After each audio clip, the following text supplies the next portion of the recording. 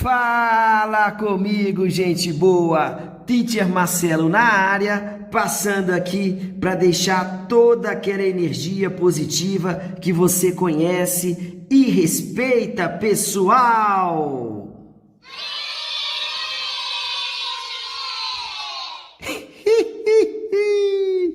Na aulinha de hoje, daremos continuidade às propriedades coligativas. Para a gente começar a aula de hoje, pessoal, é muito importante vocês terem visto, estudado com atenção o vídeo anterior.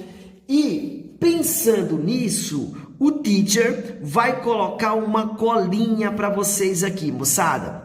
Primeira situação que o teacher cita: quanto maior a pressão máxima de vapor, menor a temperatura de ebulição.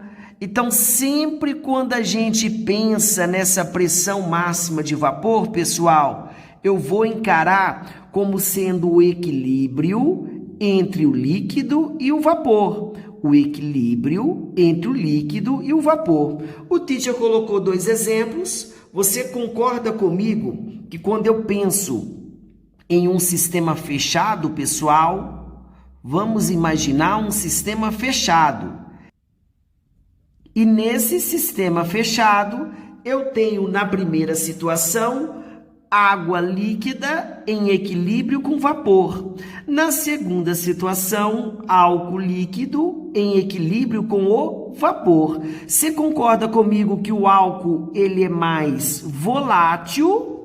Ele é mais volátil, ou seja, esse equilíbrio entre líquido e vapor vai ser mais intenso. Se esse equilíbrio vai ser mais intenso, quanto maior a pressão máxima de vapor, que seria esse equilíbrio, menor é a temperatura de ebulição. Sendo assim, o teacher está afirmando para você que a temperatura de ebulição do álcool corresponde a 78 graus Celsius e a temperatura de ebulição da água corresponde a 100 graus Celsius. Meninos, meninas, um assunto muito interessante. Quanto maior a pressão máxima de vapor, ou seja, mais volátil será o solvente, menor a temperatura de ebulição. A segunda diquinha do teacher se refere à altitude. Pensa comigo, quanto maior a altitude, menor será a pressão atmosférica, pessoal. Isso é muito importante. Quando eu comparo Santos em relação a Serrana SP, Serrana se encontra a uma altitude aproximadamente 500 metros em relação ao nível do mar. Sendo assim, maior a altitude, menor será a pressão atmosférica. Você observa que quando você ferve 1 litro de água em Serrana e 1 litro de água em Santos, considerando evidentemente a mesma quantidade de energia envolvida no processo, o tempo que essa água ferve em Serrana é um tempo menor, porque a pressão atmosférica é menor. Sendo assim, pessoal, a água em Serrana, ela ferve com uma temperatura um pouco menor que a temperatura de 100 graus Celsius. Combinado? Para a água ferver em uma temperatura de 100 graus Celsius, isso aqui, a pressão é 1 atm. Quanto menor a pressão atmosférica, menor será a temperatura de ebulição do solvente. E a última diquinha do teacher é a seguinte: quando eu me refiro à água a 20 graus Celsius, a pressão máxima de vapor da água a 20 graus Celsius corresponde, eu vou até colocar uma colinha, pressão máxima de vapor corresponde a 17,5 milímetros de mercúrio. Isso aqui seria a 20 graus Celsius. Quando a pressão máxima de vapor se iguala à pressão atmosférica, eu tenho certeza que ocorre uma transição de fase. Então, quando eu penso na água a 100 graus Celsius, essa pressão máxima de vapor da água a 100 graus Celsius será exatamente igual à pressão atmosférica. 1 atm corresponde a 760 milímetros de mercúrio. Então, a água a 100 graus Celsius, essa pressão máxima de vapor da água é igual a 760 milímetros de mercúrio.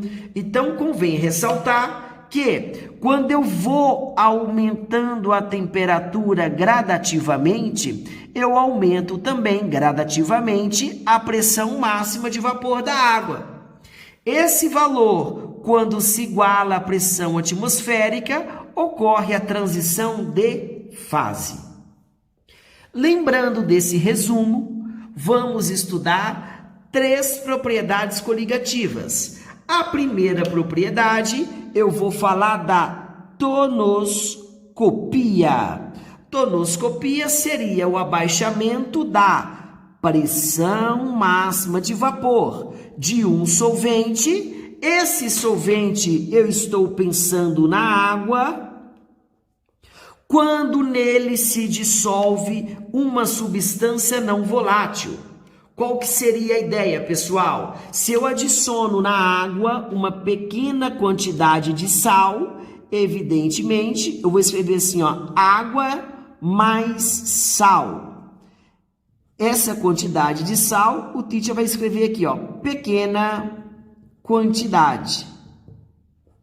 Tudo bem? Então, se eu penso na água e pouco sal, isso aqui reduz a pressão máxima de vapor da água. Eu tenho certeza que reduz a pressão máxima de vapor. Agora, se eu adiciono muito sal na água, essa quantidade que vai reduzir é uma quantidade menor ainda, pessoal. Então, quando eu tenho água mais sal, pensando em uma grande quantidade de sal, essa pressão máxima de vapor será menor ainda. A partir do momento que você reduz a pressão máxima de vapor de um solvente, terá 2 consequências. A primeira consequência, que seria a ebullioscopia, olha o que o teacher mencionou. Estuda a elevação de temperatura de ebulição de um solvente quando nele se dissolve uma substância não volátil. A ebullioscopia aumenta a temperatura de ebulição. Agora, se eu penso assim, moçada, eu tenho água destilada, água pouco sal e água com muito sal.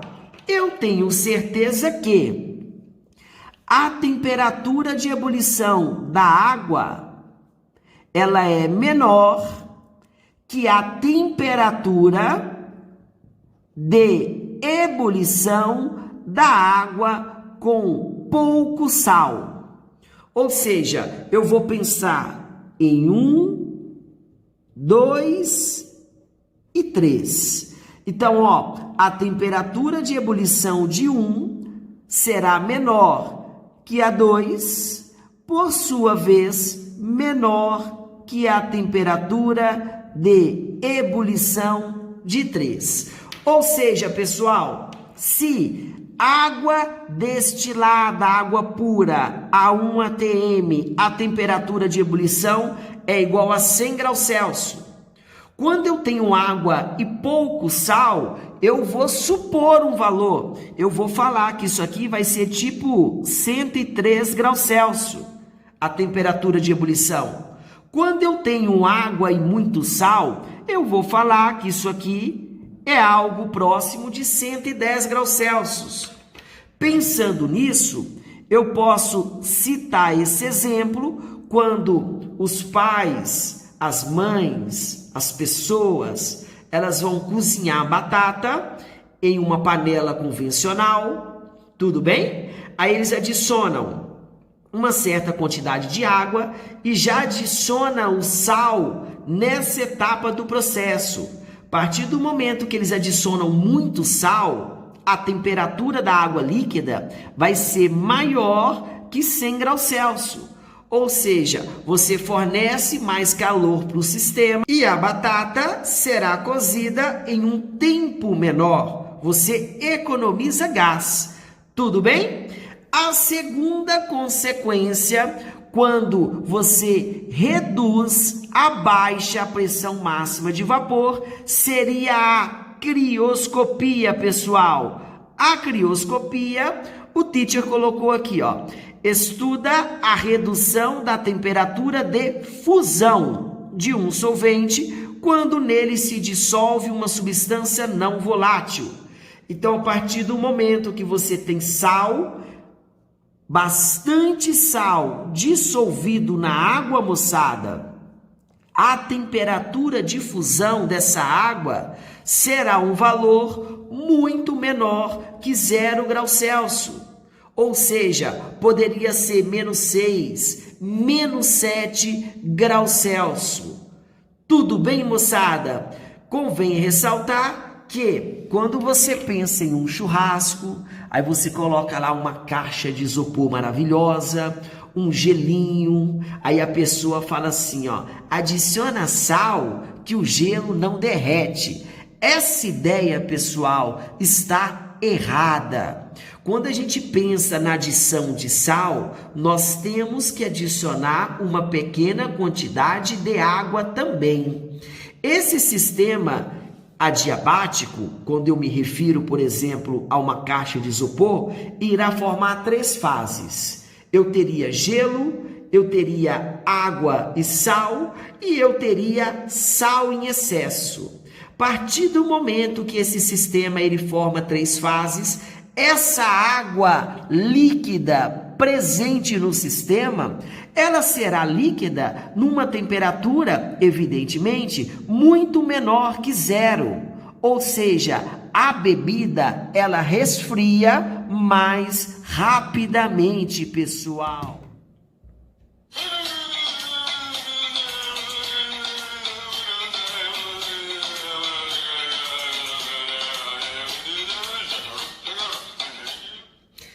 Aluninhos, o teacher vai passar 3 exemplos para a gente discutir em relação aos conceitos já abordados, pessoal.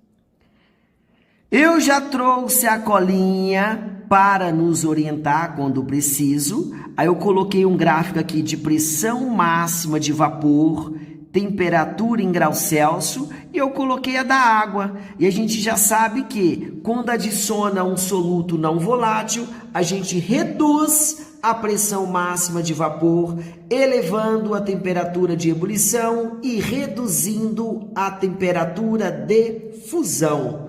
Convém ressaltar que quanto maior a concentração da solução, tudo bem? Maior será a temperatura de ebulição, maior será a temperatura de ebulição e menor será a temperatura de fusão.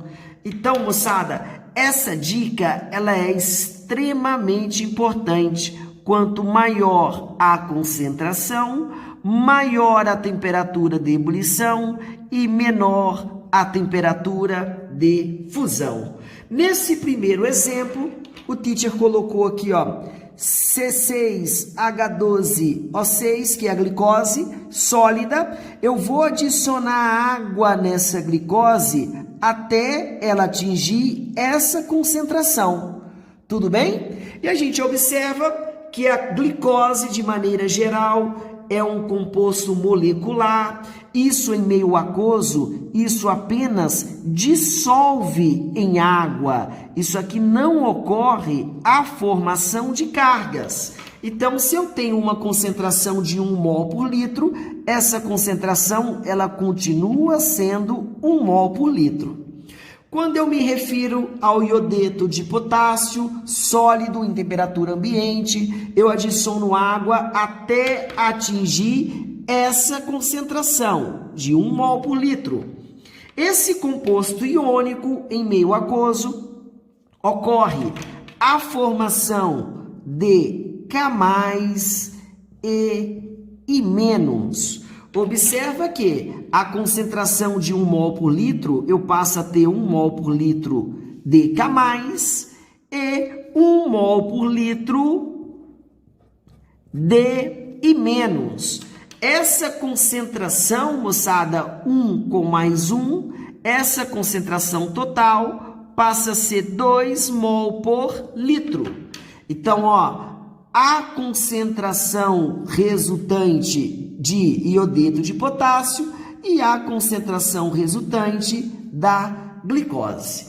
Lindos, lindas, quando eu me refiro ao cloreto de magnésio sólido, eu adiciono água até atingir essa concentração.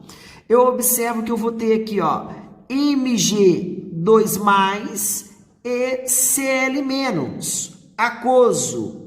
Eu vou ter que dar, sem maldade, uma balangada nisso, 1Mg, 1Mg, 2Cl, 2Cl. Então, observa que essa concentração, que é diretamente proporcional, ó, 1 para 1, aqui eu tenho 1 mol por litro. 2 para 1, aqui eu tenho 2 mol por litro. Convém ressaltar que 1 mol por litro com mais 2 mol por litro, isso aqui é igual a 3 mol por litro. Observa que essa terceira concentração é a maior em relação às anteriores. Se esse cara é a solução mais concentrada, esse composto terá a maior temperatura de ebulição e a menor temperatura de fusão. A gente consegue encontrar esse valor numérico. Seria como se fosse um aprofundamento desse conteúdo. Então, o que eu quero agora? Eu quero que vocês imaginem assim, ó. Se aqui eu tenho água pura, aqui embaixo eu tenho uma glicose, C6H12O6. Embaixo da glicose eu vou colocar o iodeto de potássio, tudo bem? E embaixo do iodeto de potássio, eu coloco o cloreto de magnésio. Eu sei que a água pura, a 1 atm, a temperatura de ebulição é 100 graus Celsius e fusão 0 graus Celsius. Esse MgCl2, ele terá a maior temperatura de ebulição e a menor temperatura de fusão. Tudo bem? O iodeto de potássio, ele terá a segunda maior temperatura de ebulição e a segunda menor temperatura de fusão, moçada. Tudo bem? Preste muita atenção nesses exemplos. A partir do momento que altera a temperatura de ebulição, isso aqui seria a ebulioscopia. Reduz a temperatura de fusão, isso aqui seria a crioscopia. Tudo bem, meus lindos, minhas lindas? Um forte abraço e tamo junto, moçada!